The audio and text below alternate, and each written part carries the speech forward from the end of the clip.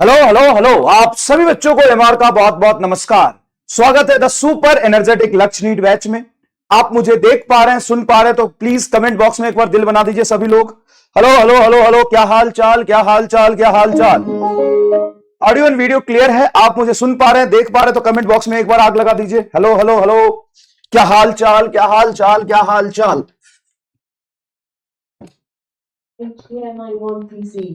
आप सभी लोगों का बहुत बहुत स्वागत है। चलिए फटाफट कमेंट में बता दीजिए कहां से लाइव है आप। एक दूसरे को थोड़ा जान लेते हैं, फिर आज की जर्नी हम शुरू करते हैं जो हमारा आज स्टार्ट हो रहा है, जो एंड होगा डायरेक्ट मेडिकल कॉलेज में जाने के बाद। ठीक है, चलिए बहुत बहुत स्वागत है आप सभी लोगों का। एक बार कमेंट बॉक्स में यह बता दीजिए कि कहां से लाइव है आप लोग। बहुत बढ़िया, ये तो क्लियर हो गया कि आप मुझे सुन पा रहे हैं, देख पा रहे हैं। बहुत बढ़िया, वॉइस इज गुड। यस, चलिए कहां कहां से लाइव है आप लोग, सबसे पहले ये कमेंट में बता दीजिए। चलिए कहां कहां से लाइव है आप लोग, कमेंट में ये बता दीजिए सबसे पहले। एमपी से, बहुत बढ़िया। तो पूरे इंडिया से बहुत सारे लोग अलग अलग जगह से हमारे साथ जुड़ चुके हैं। तो आज की जर्नी हमारी स्टार्ट हो रही है यहां से। ऑब्वियस सी बात है कि आप में से 90% बच्चे मुझे नहीं जानते होंगे, 10% बच्चे जानते होंगे, 90% नहीं जानते होंगे क्योंकि 11th आपने मेरे से नहीं पढ़ा है। बस मैं एक ही चीज कहूंगा कि थोड़ा सा आप 2 3 4 क्लास ले लीजिए। आपकी फ्रीक्वेंसी मैच करने में थोड़ा सा समय लगेगा क्योंकि हर आदमी का पढ़ाने का तरीका थोड़ा थोड़ा अलग होता है। सब आदमी का कंटेंट हर टीचर वही पढ़ाता है, कोई अलग नहीं पढ़ा देगा आपको। हाँ, डिपेंड करता है कि उस चीज को डिलीवर कैसे करता है, तो सभी लोगों का तरीका थोड़ा थोड़ा अलग होता है। तो हो सकता है स्टार्टिंग में थोड़ी सी फ्रीक्वेंसी मैच करने में आपको थोड़ी सी कठिनाई है कि मास्टर कैसे पढ़ा रहा है, कभी पागल हो जाता है, कभी ये अजीब सा पढ़ाता है, तो होगा थोड़ा बहुत स्टार्टिंग में होगा, लेकिन यकीन मानिए टाइम के साथ आपके लिए बहुत इजी हो जाएगा। इस तरीके से हम पढ़ेंगे कि एकदम बेसिक से आपको कंसेप्ट सारा चीज स्मूथली आपको समझ आएगा। क्वेश्चंस आपसे लगेगा, ये मेरा प्रॉमिस है, क्वेश्चंस आपसे सॉल्व होंगे। क्वेश्चन आपसे सॉल्व होंगे तो ऑब्वियस सी बात है आगे की प्रॉब्लम सॉल्व हो ही जाएगी। चलिए, वॉइस इशू नहीं है बेटा, ये आप वॉइस प्रॉब्लम अभी तक तो ठीक था, अचानक से कैसे हो गया? सुबह मैंने क्लास लिया है, आज ही सुबह मैंने क्लास लिया है और वॉइस एकदम सही आ रहा था। तो मुझे लगता है कि 2 4 स्पैमर आ गए हैं यहां पर, आई गेस, क्योंकि कंफर्म नहीं कह सकता हूं मैं, लेकिन मुझे तो लग रहा है स्पैमर ही होंगे क्योंकि अभी अभी मैंने क्लास लिया है यार 2 घंटे पहले। अच्छा है, प्रॉब्लम है क्या? आप ठीक है? नॉट क्रैकिंग, अब ठीक है, शुरू कर सकते हैं भाइयों। चलिए शुरू करते हैं, चलिए फटाफट शुरू करते हैं। अब बहुत लंबी जर्नी है, आपको मेरे बारे में और आपके बारे में हम धीरे धीरे जान जाएंगे, कोई दिक्कत नहीं, पढ़ना जरूरी है। और कैसे पढ़ेंगे, क्या पढ़ेंगे, कहां तक पढ़ के आपको कहां पहुंचाएंगे, चलिए शुरू करते हैं। तो आज 12th क्लास का पहला लेक्चर है ये, और पहले लेक्चर में आज हम क्या पढ़ने वाले बात कर लेते हैं। Feel of electric charge, electric charge के बारे में आज हम फील करेंगे। और इसके बारे में बहुत इंपॉर्टेंट बात मैं आपको बता दूं, ये एक ऐसा नाम है इलेक्ट्रिक चार्ज जो 12th क्लास के 60-70% ऑफ द सिलेबस, मतलब मैं कहूं कि आने वाले 5 महीने में हर क्लास में एक वर्ड कॉमन होगा, और वो वर्ड कॉमन होगा इलेक्ट्रिक चार्ज। आप अगले क्लास में सुनेंगे इलेक्ट्रिक चार्ज, आप 1 महीने बाद भी क्लास शुरू होगी सुनेंगे इलेक्ट्रिक चार्ज, आप 2 महीने बाद भी सुनेंगे इलेक्ट्रिक चार्ज, आप 3 महीने बाद भी सुनेंगे इलेक्ट्रिक चार्ज, आप 4 महीने बाद भी क्लास में एक न एक बार इलेक्ट्रिक चार्ज के बारे में बात जरूर होगी। अब इसी से समझ लीजिए इस टॉपिक का, इस वर्ड का कितना इंपॉर्टेंस आगे चल के, कितना इंपॉर्टेंस आगे चल के। आज से 4 महीने बाद, आज से 5 महीने बाद पहला वर्ड जो सुनेंगे ना वो होगा इलेक्ट्रिक चार्ज। मतलब क्लास में इसके बारे में हमेशा बात होगी, तो इसको हम फील करेंगे, इसको हम समझने की कोशिश करेंगे। प्रॉपर्टीज ऑफ चार्ज, चार्ज के बारे में समझेंगे, चार्ज क्या होता है, चार्ज की वजह से क्या होता है, और चार्ज की बहुत डिफरेंट डिफरेंट प्रॉपर्टीज क्या होती है। उससे पहले मैं चाहता हूं कि एक चीज बहुत इंपॉर्टेंट मैं आपको बता दूं, और वो है एक जनरल मिसकंसेप्शन जो सभी बच्चों के अंदर होता है कि आखिर नीट कौन से लोग क्वालिफाई करते हैं, नीट कौन से लोग निकाल पाते हैं, नीट किनका क्लियर होता है, नीट निकालने के लिए क्या जरूरी है, वो मैं आपको इंपॉर्टेंट बता देता हूं। देखिए, 2 चीजें होती हैं, हाई आईक्यू और इंटेलिजेंट लेवल, और hard work, honesty and dedication. देखो, नीट निकालने के लिए ना हाई आईक्यू लेवल से ज्यादा इंपॉर्टेंट है कि आपके अंदर हार्ड वर्क, ऑनेस्टी और डेडिकेशन हो, आपको के अंदर नीट की तलब, आप नीट निकालने के लिए एकदम बेचैन हो, नीट ही आपके लिए सब कुछ हो। ठीक है, क्लास कैंसिल कर रहा हूं मैं। चलो भाई, सबसे पहले एक बात जवाब दो, सुनो, इधर इधर इधर इधर, हो गया जो हो गया। अब कोई भी कमेंट नहीं करेगा, चुपचाप पढ़ेगा, दिक्कत हो तो बता देना कमेंट में, समझ लेंगे, ज्यादा प्रॉब्लम हो तो। मुझे एक बात बताओ, मुझे एक बात बताओ, मान लो कि मैं तुम्हारा मुंडी पकड़ के एक पानी से भरे ड्राम में तुम्हारा मुंडी अंदर डाल दूं, ठीक है, मुंडी अंदर डाल दूं। अब तुम क्या करोगे, तुम्हारे दिमाग में क्या आएगा और तुम क्या एक्शन लोगे, जरा फटफट बता दो मुझे, फटाफट बता दो, समय बहुत कम है, जल्दी से बता दो। अगर मैं पानी से भरे ड्राम में तुम्हारा मुंडी पकड़ के, तुम्हारे बाल पकड़ के, मेरे तो है नहीं, खत्म हो गए सारे, मेरे कौन पकड़ेगा, तुम्हारा बाल पकड़ के सीधा मैं ड्रम के अंदर पानी में तुम्हारा पूरा मुंडी डाल दूं, पूरा मुंडी डाल दूं, तुम्हारे दिमाग में क्या एक्शन आएगा, क्या तुम डिसाइड करोगे और क्या तुम करोगे, पहला प्रायोरिटी तुम्हारा क्या होगा ये बता दो, पहला प्रायोरिटी तुम्हारा क्या होगा बता दो, पहला प्रायोरिटी तुम्हारा क्या होगा बता दो, क्या करोगे, बताओ क्या करोगे, जल्दी बताओ क्या करोगे। वॉइस इज गुड ना, ठीक है, क्या करोगे बता दो, जल्दी बताओ क्या करोगे।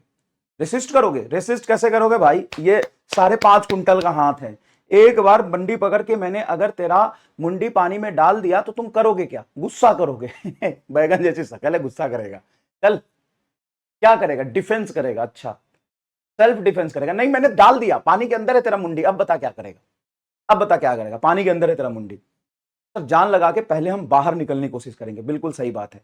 अब उस समय क्या चल रहा है दुनिया में, तुम्हारे दोस्त कहां घूमने गए हैं, तुम्हारे अंदर कोई भी ऐसा डिस्ट्रैक्शन नहीं आएगा। अगर मान लो कि मैं पानी के अंदर तुम्हारा मुंडी डालकर पानी में रील चला दूं, तो पहले रील चलाओगे कि पहले जान बचाओगे, सोचो सोचो।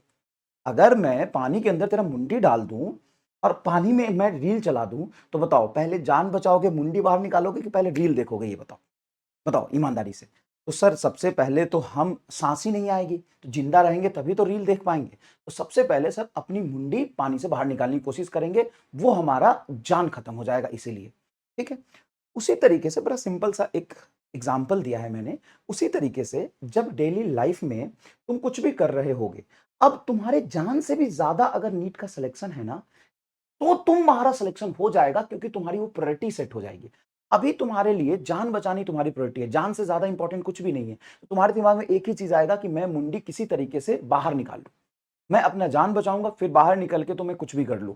उसी तरीके से अगर तुम पढ़ाई कर रहे हो और तुम्हारे लिए नीट का सिलेक्शन सबसे ज्यादा इंपॉर्टेंट है, चाहे वो तुम्हारा डिस्ट्रैक्शन हो, चाहे तुम्हारे दोस्त हो, चाहे वो रील हो, अगर उनसे सभी से ज्यादा इंपॉर्टेंट तुम्हारा नीट है ना, तो तुम्हारा सिलेक्शन बड़े आराम से हो जाएगा। Everything is priority. तुम किसको प्रायोरिटी देते हो, सभी इंसान के पास ना 24 घंटा ही समय होता है, उस 24 घंटा में टाइम निकाल के तुम्हारे लिए इंपॉर्टेंट क्या है, अगर तुम वो सेट कर पाओगे तुम्हारा सिलेक्शन हो जाएगा। अब ये सवाल पूछना बेकार है कि अगर मैं अभी से शुरू करूं तो मेरा हो जाएगा, क्या आप जितना पढ़ाओगे उतना हो जाएगा, क्या ऑनलाइन से हो जाएगा, क्या ये करने से हो जाएगा, क्या वो करने से हो जाएगा, इन सब से कुछ नहीं होता है। सबसे पहला इंपॉर्टेंट यह है कि तुम्हारे जान से भी ज्यादा इंपॉर्टेंट है क्या नीट का एग्जाम। अगर तुम्हारा जवाब है हाँ कि सर हम पूरी जान लगा देंगे, अपना बेस्ट दे देंगे, तो हो जाएगा। यहां से लेकर के नीट के एग्जाम तक रोज ईमानदारी से अगर तुम पढ़ना शुरू कर दोगे ना, तो तुम्हारा सिलेक्शन हो जाएगा। सिलेक्शन होने के लिए कोई अलग सा काम नहीं करना होता है, सिलेक्शन होने के लिए एक दिन बहुत ईमानदारी से तुम सिलेक्शन के लिए जो काम करते हो वो रोज करना होता है। सिंपल सी बात है, इंसान का सिलेक्शन एग्जाम वाले दिन या रिजल्ट वाले दिन नहीं होता है। एग्जाम बच्चों का सिलेक्शन, मतलब किसी भी एस्पिरेंट का, किसी भी बच्चे का सिलेक्शन एग्जाम वाले दिन या एग्जाम के बाद रिजल्ट वाले दिन नहीं होता, रोज रोज होता है। रोज रोज अगर तुम अच्छा करोगे, बेहतर करोगे, तो तुम सिलेक्शन की तरफ बढ़ जाओगे। तुम्हारा आज सिलेक्शन होना है या नहीं होना है, वो आज डिसाइड होगा कि आज तुम ईमानदारी से पूरा काम करते हो कि नहीं। सिलेक्शन होना है नहीं होना, वो तुम्हारा कल डिसाइड होगा कि कल तुम्हारा सिलेक्शन होता है कि नहीं होता है। अगर तुमने जो गोल बनाया, जो टारगेट बनाया, वो आज तुम पूरा कर लो तो तुम्हारा सिलेक्शन हो जाता है। सिर्फ एग्जाम तक ना इस एटीट्यूड के साथ जी लिए ना कि आज का मेरा दिन बीते हुए कल से बस बेहतर हो। मैंने बीते हुए कल में जो गलती करी है, जो तुम्हारी जो तुमसे गलती हो गई है जाने अनजाने में, या तुमने कोई डिस्ट्रैक्ट हो गए हो, तो कल से बेहतर आज बनाओ, आज से बेहतर फिर कल बनाओ। फिर रोज तुम इसी तरीके से अपने गोल की तरफ ईमानदारी से बढ़ते जाओगे, तुम्हारा सिलेक्शन हो जाएगा। ठीक है, चलो आगे बढ़ते हैं। तो मैं बस यही कहना चाहूंगा कि 90% सिलेक्शन उन लोगों का होता है जो ऑनेस्टी से, हार्ड वर्क से और डेडिकेशन से काम करते हैं, भले वो उतना कैपेबल है या नहीं, मेहनत से वो निकाल लेते हैं। और 10% सिलेक्शन उनका होता है जो हाई आईक्यू वाले होते हैं। तो अगर आप मेहनत कर सकते हैं तो आपका सिलेक्शन हो जाएगा। मुंडी बाहर निकालोगे कि पहले रील देखोगे, ये बताओ, बताओ ईमानदारी से। तो सच्ची से, हार्ड वर्क से और डेडिकेशन से काम करते हैं, भले वो उतना कैपेबल है या नहीं, मेहनत से वो निकाल लेते हैं। और 10% सिलेक्शन उनका होता है जो हाई आईक्यू वाले होते हैं। तो अगर आप मेहनत कर सकते हैं तो आपका सिलेक्शन हो जाएगा।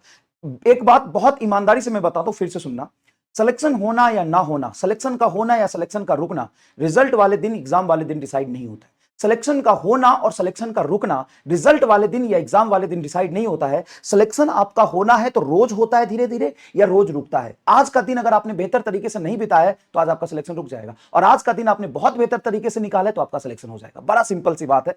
अब वह कह रहे 11th वेस्टेड है, 11th के लिए मैंने प्लान बनाया है, एक चैप्टर 11th का 3 वीक में कवर करेंगे, 3 लेक्चर देंगे और एक क्वेश्चन प्रैक्टिस शीट देंगे विद सॉल्यूशन। यहां से आपका 11th पूरा खत्म हो जाएगा।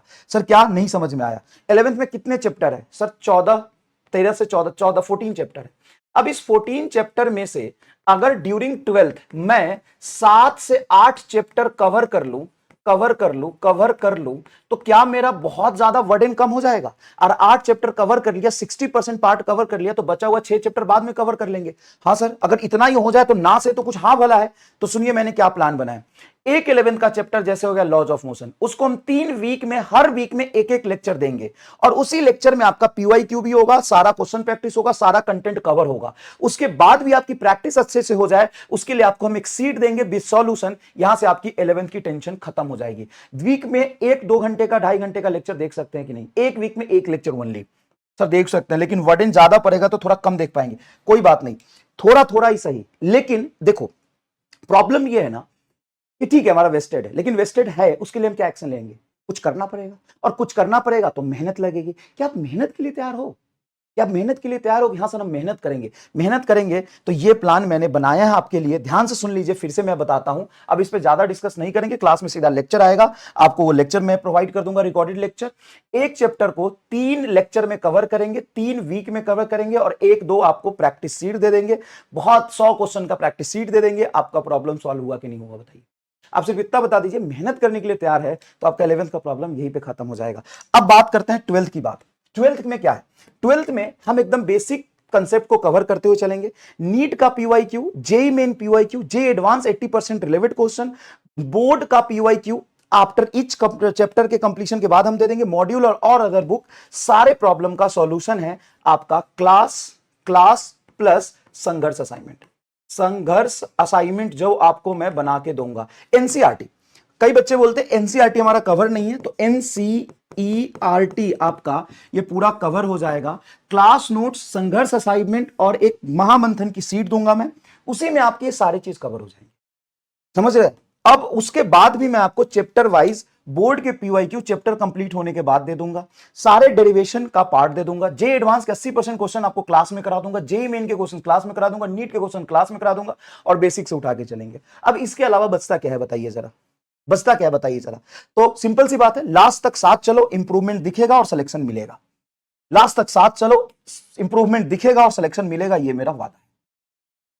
अगर आप इतना कवर कर लोगे ना, अगर क्लास ही तुम कवर कर पा रहे हो और जो मैं एक्स्ट्रा संघर्ष असाइनमेंट दूंगा वो अगर कवर कर पा रहे हो, तो उसमें बेसिक कंसेप्ट क्लास में कवर होंगे, नीट के PYQ क्लास में होंगे, जेईई मेन PYQ क्लास में होंगे, जे एडवांस के 40% क्वेश्चन क्लास में होंगे, 40% क्वेश्चन संघर्ष असाइनमेंट में होंगे, बोर्ड का PYQ क्लास कंप्लीट होने के बाद में दे दूंगा। जितने मॉड्यूल और एनसीईआरटी के क्वेश्चन है वो सारे आपके क्लास और संघर्ष असाइनमेंट कवर हो जाएंगे। बस एक ही चीज है, साथ लगे, लास्ट तक साथ चलो, इंप्रूवमेंट दिखेगा और सिलेक्शन मिलेगा।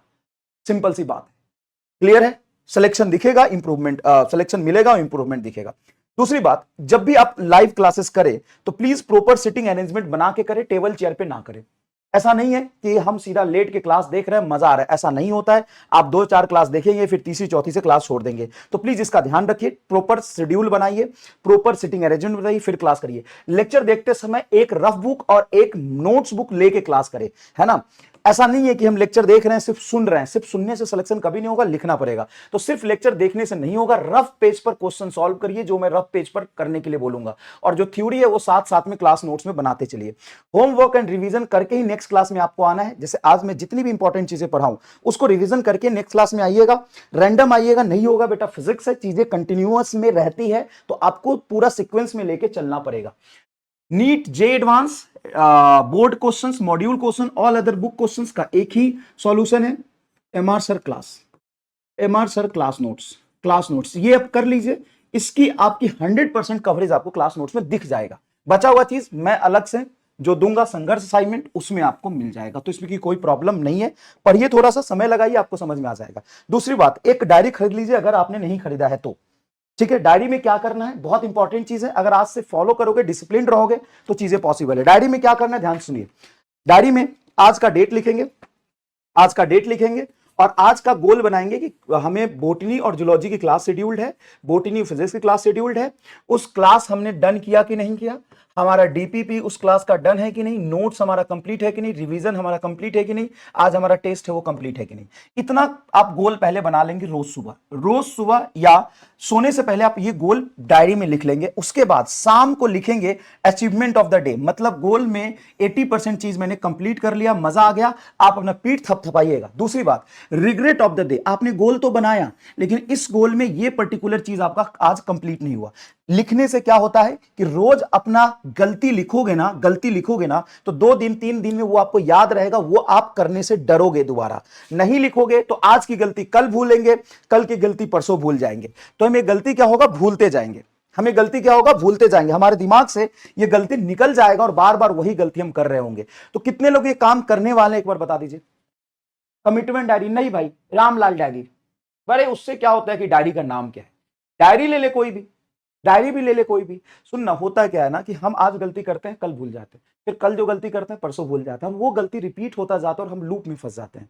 तो प्लीज आप ये लिखेंगे कि आज डेट ये है, मंडे है, गोल ऑफ द डे हमारा ये है, गोल में ये 4 गोल है, हमने ये गोल 80% पूरा कर लिया, तो ये आपकी अचीवमेंट है, आप अपना पीठ थपथपाइए। रिग्रेट ऑफ द डे, आज गलती क्या हुई, आपने रील ज्यादा देख लिया, आप दोस्तों के साथ चले गए, आप इसको फॉलो करेंगे, ठीक है ना, फॉलो करेंगे। सबसे पहले प्रॉमिस करिए कि सर ये हम फॉलो करेंगे, रोज अपनी गलती लिखेंगे और उस गलती को हम नहीं दोहराएंगे। देख, मतलब मैं हमेशा ये फॉलो करता हूं, मतलब जब मैं पढ़ता था या आज भी, हमेशा तो नहीं करता हूं लेकिन फॉलो करता हूं। तुम्हारे लिए ये साल बहुत इंपॉर्टेंट है, तो पूरे साल में ना बस एक प्रिंसिपल को फॉलो कर लेना, आज का मेरा दिन बीते हुए कल से बेहतर बनाना है।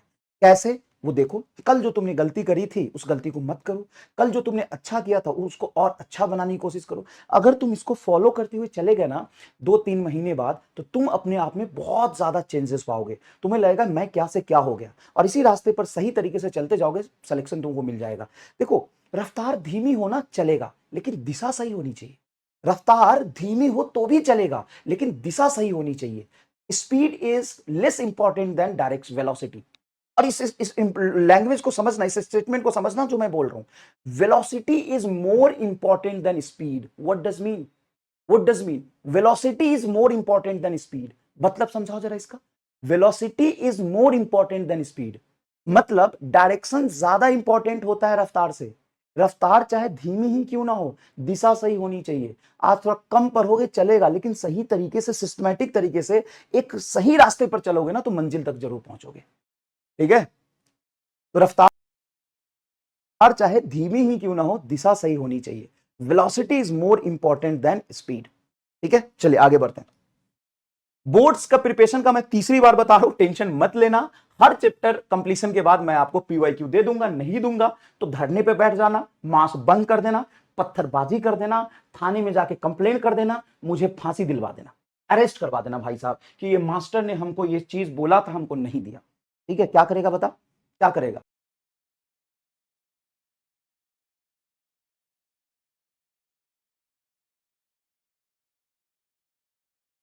मेरे घर पे पत्थरबाजी कर देना, धरने पे बैठ जाना, मास्क बंद कर देना, पीडब्ल्यू का ऐप हैंग करा देना, उसको हैक कर लेना, कुछ भी कर लेना, ठीक है, अगर मैंने नहीं दिया तो। लेकिन मैं दे दूंगा आपको, पीवाईक्यू प्रॉपर फॉर्मेट में दे दूंगा और कोशिश करूंगा कि उसका डिस्कशन भी हो जाए, ठीक है, ठीक है। चलो, तो बोर्ड की टेंशन नहीं लेना है, ठीक है। JEE NEET PYQ after 4 chapter पे मैं सेलेक्टेड जेईई मेन के पीवाईक्यू कुछ बचे होंगे, वो मैं आपको दे दूंगा, कोई प्रॉब्लम आपको नहीं आएगा, कोई प्रॉब्लम आपको नहीं आएगा, ठीक है। रुको 1 मिनट रुक जाओ, मैं फोन अपना ऑफ कर लेता हूं। चलो, ठीक है। और आज का काम आज कर लो और अच्छे तरीके से करो, काम हो जाएगा। कंटेंट जो मैं आपको दूंगा more than sufficient for the top rank, ये बार बार अब मैं नहीं बोलूंगा क्योंकि बार बार बोलने से उसकी वैल्यू कम हो जाती है। पढ़िए, आपको मजा आएगा। हर क्लास के बाद एक चीज आपको फॉलो करना है, मैं बार बार कहता हूं लेकिन 10% बच्चा इसको फॉलो कर पाता है। अब ये फॉलो नहीं करने से नुकसान क्या होगा कि आपको लगेगा कि क्लास में पढ़ाई तो अच्छी तरीके से हो गई, हमारा क्वेश्चंस भी क्लास में अच्छे तरीके से समझ में आ गए, लेकिन जब मैं सवाल करने जा रहा हूं तो सवाल मेरे से नहीं हो रहा, सवाल करने जा रहा हूं तो सवाल मेरे से नहीं हो रहा। तो क्यों नहीं हुआ है, उसको सॉल्व कैसे करना है मैं आपको बता देता हूं। Take 5 minute rest and write all important formula plus concept on rough page, rough notebook without taking any help from video और नोट्स। मतलब क्लास के बाद आप वीडियो बंद कर दीजिए, आपने जो नोट्स बनाया वो बंद कर दीजिए, रफ ब्लैंक पेज लीजिए, रफ ब्लैंक पेज पर लिखिए कि सर ने आज चार्ज की प्रॉपर्टी बताई थी, चार्ज की प्रॉपर्टी कौन कौन सी होती है, क्या क्या होती है, कोई फॉर्मूला बताता तो फॉर्मूला लिखिए, क्वेश्चन नहीं लिखना। लेकिन ये आपको रिवाइज हर क्लास के बाद रफ पेज में लिख के करना है। पहले दिन आप करेंगे, आपको लगेगा कि क्लास की कोई चीज आपको याद ही नहीं आ रही, देख के कर लीजिए, कोई बात नहीं, हेल्प लेके कर लीजिए। जैसे क्लास में मैंने मान लो 5 चीजें बताई और 20 क्वेश्चन कराए, तो क्वेश्चन नहीं करना, 5 इंपॉर्टेंट चीजें जो बताई है उसको क्लास के बाद लिखना है। ठीक है, ये प्रॉमिस सब लोग करेंगे कि सर हम कोशिश करेंगे करने का, धीरे धीरे इंप्रूवमेंट हो जाएगा। देखिए आज क्लास हो गई, लिखिए सर ने बताया था चार्ज क्या होता है, चार्ज का डेफिनेशन क्या होता है, चार्ज की प्रॉपर्टी क्या होती है, चार्ज की यूनिट क्या होती है, चार्ज का डायमेंशन क्या होता है, चार्ज की सारी प्रॉपर्टी लिखिए, चार्ज क्वांटाइज्ड होता है, कंजर्व होता है। जब आप ये करेंगे ना तो यकीन मानिए आप ब्लैंक हो जाएंगे, आपको कुछ भी याद नहीं आएगा। उस समय क्या करना है ध्यान सुनो, फिर से आपको नोट्स देखना है, अच्छा ऐसे ऐसे सर ऐसे ऐसे लिखवाए थे, फिर आपको पूरा लिखना है। ठीक है, ये आपको फॉलो करना है। ठीक है, अगली क्लास में आने से पहले आप कंसेप्ट को एक बार रिवाइज करके आएंगे। अब देखिए सबसे इंपॉर्टेंट बात, नोट्स एंड शॉर्ट नोट्स खुद का बनाना है, मेरे से मत मांगिएगा। हालांकि मैं दे दूंगा लास्ट में, लेकिन मेरे से मांगिएगा मत। क्यों?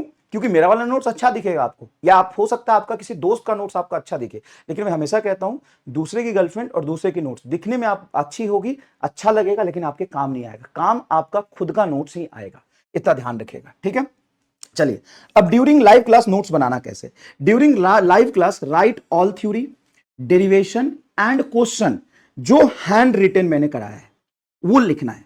जैसे मैं कोई क्लास में थ्योरी लिख रहा हूं, कोई फॉर्मूला लिख रहा हूं, डेरिवेशन लिख रहा हूं, और हैंड रिटन हाथ से जो मैं क्वेश्चन लिख रहा हूं वो सारे साथ साथ नोट्स में लिखना है।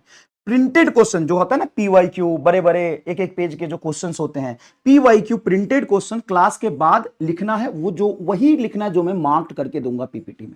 मतलब जैसे क्लास चल रही है, क्लास चल रही है, मैंने कोई कंसेप्ट लिखा, कोई फॉर्मूला लिखा, कोई थ्योरी लिखा, कोई डेरिवेशन लिखा, वो सारी चीजें आपको अच्छे से लिखना है। ठीक है सर, लिख लिया। अब जब हम पीवाईक्यू कराएंगे या कोई बड़े बड़े प्रिंटेड क्वेश्चंस कराएंगे जो 8-10 लाइन में होगा, उसको अगर आप लिखोगे तो फिर आपका टाइम खराब होगा, सीखोगे कैसे, और वो सारे लिखने नहीं होते हैं। तो उसके लिए आपको वेट करना है, उस क्वेश्चन को रफ पेज में सॉल्व करना है, क्लास के बाद पीपीटी में वो क्वेश्चन में मार्क करूंगा, 10 में से 2-3 क्वेश्चन ही आपको लिखना पड़ेगा। नोट्स आपका 100% मेरी जिम्मेदारी है कि अच्छा बनेगा। ठीक है, मेरी जिम्मेदारी है, नोट्स आपका पूरा प्रॉपर मैं बनवा के दूंगा, प्रॉपर। क्योंकि देखो पढ़ने में तो मजा आएगा, लेकिन नोट्स नहीं होगा ना, तो फिर आप 1 महीने बाद 2 महीने बाद रिवाइज नहीं कर पाएंगे, सारा चीज रायता फैल जाएगा और आपको लगेगा ये क्या हो गया।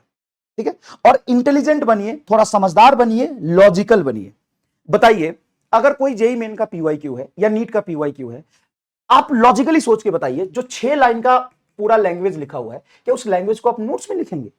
अरे भाई तुमको ग्रंथ थोड़ी ना, इतिहास थोड़ी ना बनाना है भाई, कि हड़प्पा संस्कृति में क्या हुआ था 1.5 पेज में लिख रहे थे, a charge is given and this this this and that those that like fees fees का लिख लो, चिकना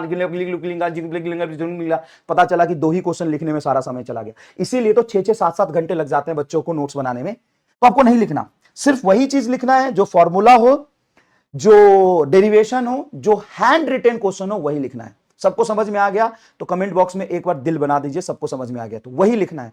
प्रिंटेड क्वेश्चन जो पीवाईक्यू होते वो सारे नहीं लिखने, पीपीटी में 4-5 क्वेश्चन मार्क करूंगा, इंपॉर्टेंट वो लिखना है।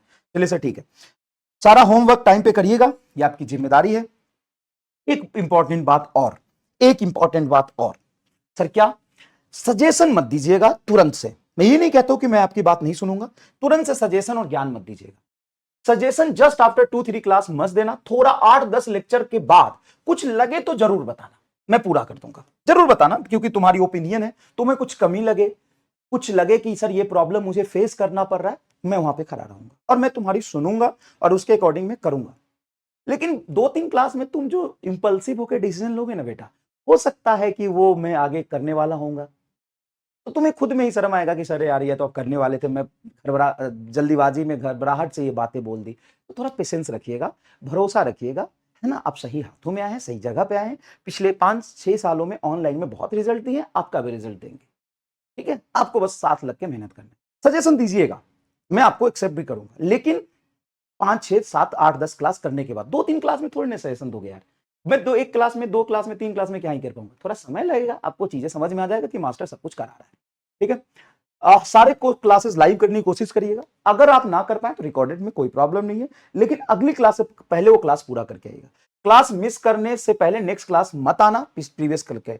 Do not do live class chat, chat करके कोई फायदा नहीं है। Believe in your self and teacher, teacher पे भरोसा करिए, आपको मजा आ जाएगा। चलिए अब शुरू करते हैं लेक्चर। अभी कहेंगे कि सर ज्ञान बहुत दे दिया, ज्ञान क्लास में भी देते रहेंगे। अब शुरू करते हैं कहानी। 12th क्लास का जो सिलेबस है वो बेटा 3 पार्ट में बटा हुआ है, 3 पार्ट में, 3 या 4 पार्ट बोल सकते हो।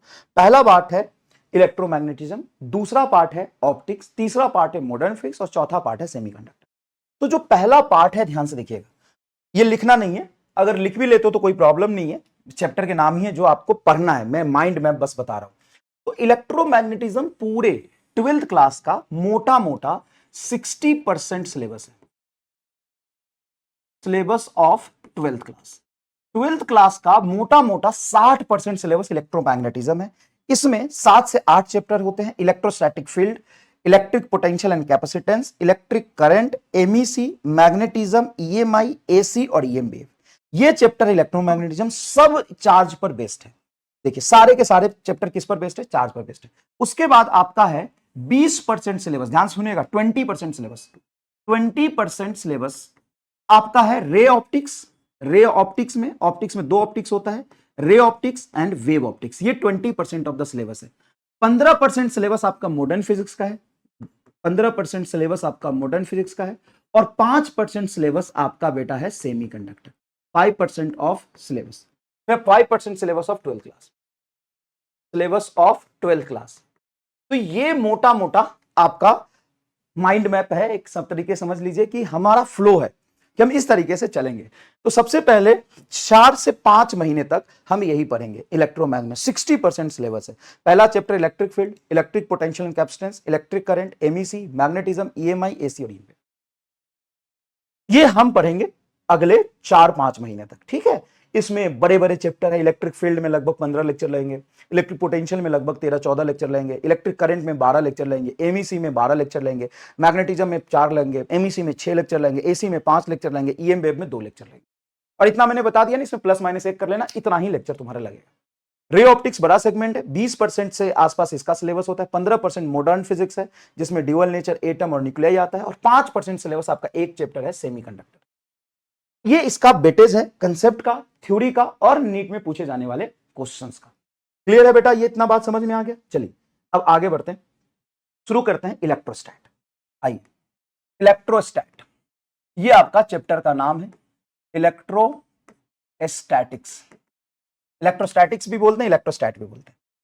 अब किसी भी चीज का जो नाम होता है ना, उसका कुछ मतलब होता है, कुछ ना कुछ मतलब होता है। जैसे तेरा नाम है भुकवा, भुकवा मतलब क्या होता है, बकलोल, बेवकूफ, मंदबुद्धि, ये मतलब है ना। तो तेरा जो भी नाम रखा होगा घर वालों ने या दोस्तों ने या टीचर ने या मोहल्ले वालों ने, वो कुछ तुम्हारे प्रॉपर्टी को देख के रखा होगा, है ना। तो तुम्हारे अंदर बहुत सारी प्रॉपर्टी, उस प्रॉपर्टी को देख के रखा होगा। उसी तरीके से इसका नाम है इलेक्ट्रोस्टैटिक। इलेक्ट्रोस्टैटिक का मतलब होता है electro, related with a charge, related with a charge, और स्टैटिक्स मतलब रेस्ट, स्टैटिक मतलब रेस्ट। तो study of charge which is at rest.